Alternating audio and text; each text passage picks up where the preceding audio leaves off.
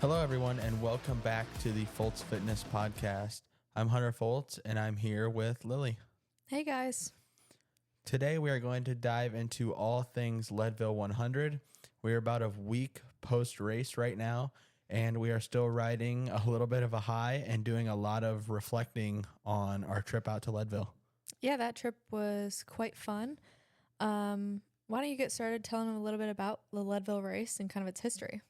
So, for those of you who are not, familiar with Leadville, it is the second oldest 100 in the world and is one of the most famous 100s in the world. It brings a lot of people into town every year. They also have a mountain bike race, and they actually have a full race series throughout the year with some different distances in the bike and the run.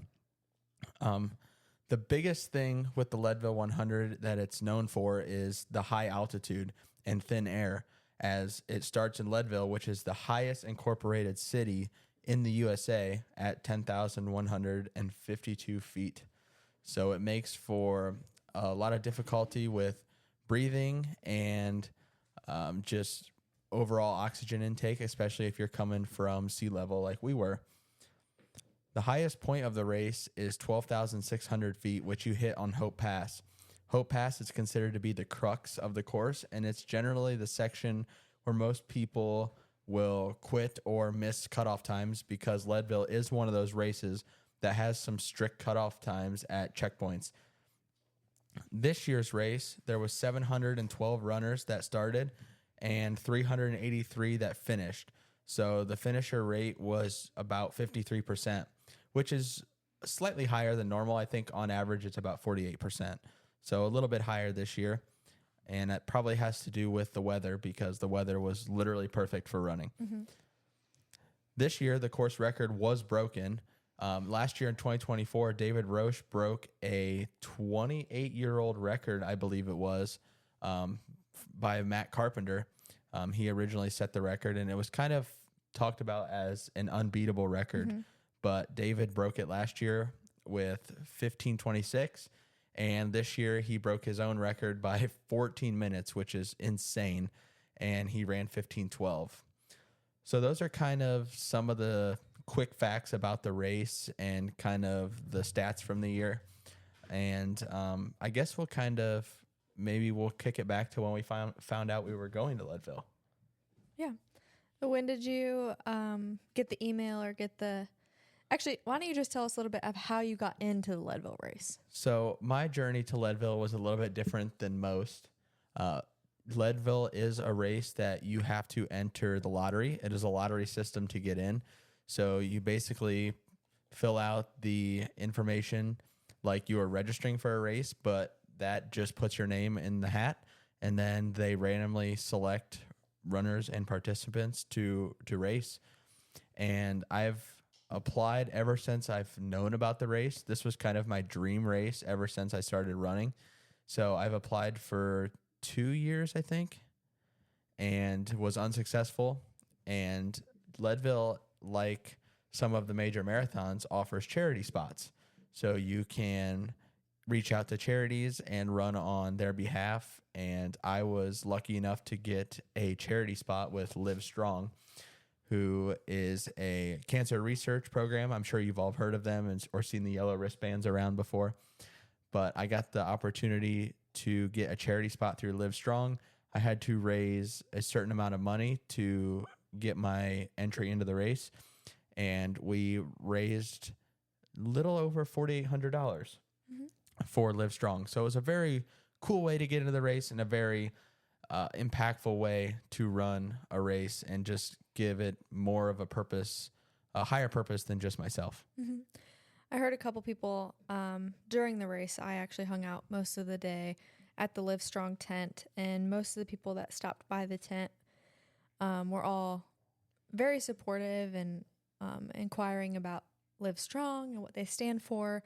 There's one individual that stood out to me who said he picked up running because he wanted to do something bigger than himself. And I think that that's something that's definitely gotten a lot of people into running, but especially into those charity spots, and gets you through those tough points in the race.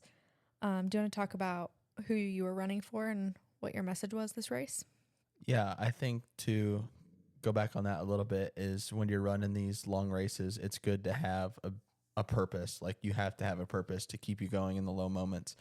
And Live Strong gave me that purpose because I was able to dedicate my fundraising efforts and race efforts to my grandfather, Don Foltz Sr., who passed away from cancer in 2003. I never was old enough to really get to know him, but I've heard a lot about him through family and just how great of a man he was. He was a runner as well. He served in the Navy. Just an awesome man. So it was a very cool way to kind of honor him and also help others along the way. Yeah. So I actually carried a picture of my grandfather with me throughout this entire race. It was something I wanted to do. So it was actually one of the last pictures I ever got with him in 2003 before he passed away. So I carried him with me throughout the race, and it was a very, very special 29 hours, that's for sure. So we found out we were running the race back in January, and that's when our fundraising started. So fast forward to August, we headed out to Leadville. We actually headed out to Frisco the week before the race. So we wanted to get out to altitude about a week in advance because that's kind of what our schedules allowed us to do. And we thought that 7 days would give us a decent amount of time to do a little acclimating. Yeah. We ended up taking a road trip out there. We intended to have a week to condition to the elements. We were very blessed with nice weather the entire trip, which made kind of the acclimation process a lot easier. Yeah. We did a couple runs early that week. I think I did a 6-miler the day after we got in, and then I did a 4-miler on Monday of race week. And it was definitely noticeable, the altitude difference. We were kind of feeling sluggish by about Tuesday or Wednesday. And honestly, I was a little bit worried. And I think you may have been worried too, because you could see the fatigue and like, I just wasn't myself. I didn't have quite the energy that I normally have on a race week when I'm in the middle of a taper. Yeah. Yeah. I think we were all feeling the sluggish vibes. I wasn't really sure if that was we picked up something at a gas station along the trip or if it was truly the altitude getting to us, just being stuck in a car for a couple days, not sleeping in our own space. One thing we learned on this trip is that there's no air conditioning in like any of the houses in Colorado. No, there's no air conditioning out west, apparently. So that was weird to get used to, but we acclimatized very quickly, and that was fine. But yeah, the elevation was definitely significant, and I think every single one of us on this trip noticed the significant difference from home. Not only the elevation, but the dry air. Like, yeah, 2 or 3 days after leaving Leadville, like I was still blowing blood out of my nose because it was just that dry out there. It was so dry. I'd put on lotion and my skin was still flaking. Yeah, it was definitely a different climate, and 7 days probably wasn't enough time to fully acclimate the way we wanted to, as we found out later in the race. But I think it did help. I truly do think that those few days did make a significant difference. Absolutely helped. I would recommend if you're going out for a high altitude race to just do your best to get out as soon as you can before the race. So we did a couple runs during that week leading up, just a normal taper. I think I did 3 runs Monday, Wednesday, and then a shakeout on Friday. And then we went to the pre-race meeting, which was mandatory.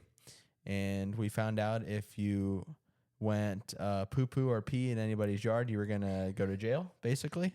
Yeah. There was a lot of talk meeting, about that. Yeah. I had a lot of talk about restroom use and restroom kind of advice. It was kind of a nice event hosted by the Leadville Race Series. You got to meet the race director, kind of put a face to the name, as well as a lot of the big name runners that were out there. It was a very good event. They had a little video that they played at the beginning, and it was just a a way to bring everybody together and get everybody ready for the next day.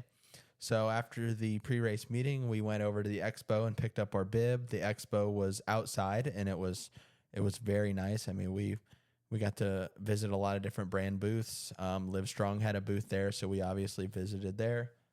And we visited Rabbit, Scratch, and a couple of the other brands there. And also got to talk to David Roche for a little bit, which was pretty cool. He was very encouraging before the race. So after that, we actually had a house in Leadville for just that night, so we could make it very easy to get to the start line. We could walk there. We were like a 10-minute walk to the start, which was very convenient. It was so convenient. Yeah, I think looking back, we were originally going to stay in Leadville the entirety of our trip.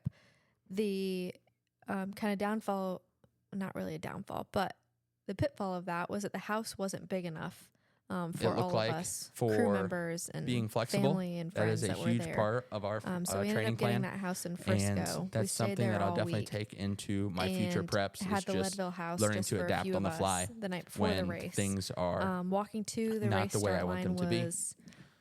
The fourth thing I want to discuss is accepting that no prep is going to be Leadville is perfect pretty small. and not getting I just discouraged about that, because that's completely normal. During a 12 to 16 week block, I will guarantee that you're going to have bad workouts and miss splits. You might get an illness that sidelines you for a few days or even a week.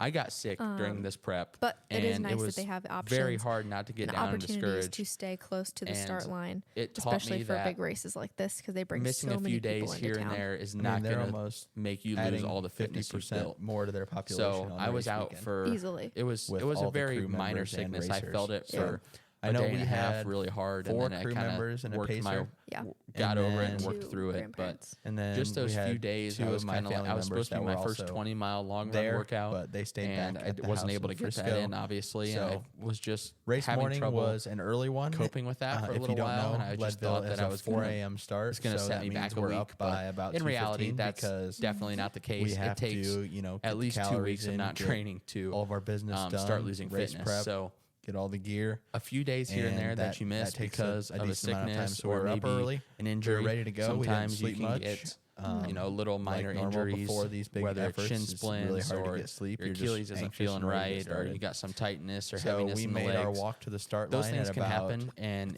can be 3:35. very easy to get discouraged. But And taking a few there days was off because of just those things me, to make you, sure you are Tori, good to go who for the was future training, doing and the we're filming, not doing any and my damage pacer, permanently. Armand, That's going to affect who our was race with us at that performance. point. So Is a we huge headed to the thing that start we have line to be and got aware lined of. up in the So corral, and just there making was sure that we're definitely accepting an the energy fact in the that air when we that you enter could a feel, marathon and I prep think or any everybody could prep for feel, that matter, that including the it's not going to spectators. be perfect. There's going to be And road we stood bumps. around and There's going to high-fived be and issues wished that everybody arise. good luck But as we we're have standing to in the know corral. that that's part of the training. The national That's anthem part was of the beautiful, plan. and then at 4 o'clock, and it's kind of who we Ken become shot in those that gun moments. off, and we have to make those we were on- decisions. we were that, on the way.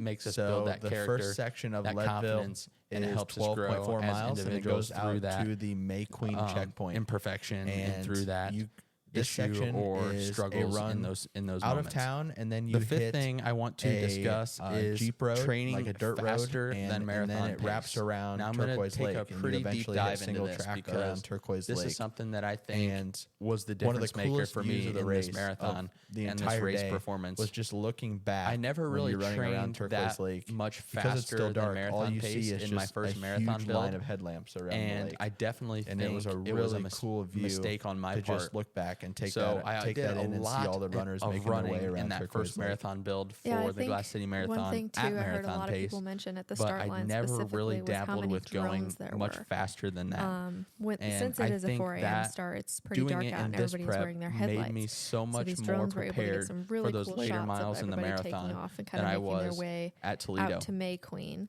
So you can The next incorporate stop after mile May repeats Queen at was 30 at to mile 40 seconds faster than marathon pace, 23.3. and this holding was that pace for outward moderate bound. distances can be a game changer when one it comes thing to we endurance. should So have this talked is about one before, way but, that I incorporated that faster running into my plan. Hunter and I sat down the night before it the was race, or maybe 2 nights definitely before a the big race. difference on We those had speed figured out workout his days. estimated I was doing pace. a So lot as a more crew, half-mile repeats. I had an idea at of when to very expect fast him at each paces, of these 8 and I was stations and kind of give doing me an some mile idea repeats of at, what like I he would said, need 30 at to each 40 aid seconds station faster.